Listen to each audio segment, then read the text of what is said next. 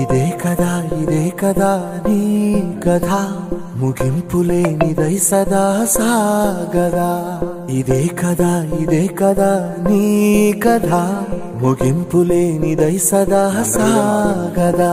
నీ కంటి రెప్పలంచున మనస్సు నిండి పొంగిన ఓ నీటి బిందువే కదా నువ్వెతుకుతున్న సంపద ఒక్కొక్క జ్ఞాపకానికి 100 ఏళ్ల ఆయువుందిగా ఇంకెన్ని ముందు వేచనో అవన్నీ వెతుకుతూ పదా మనుష్యులందు నీ కథ మహర్షిలాగా సాగదా మనుష్యులందు నీ కథ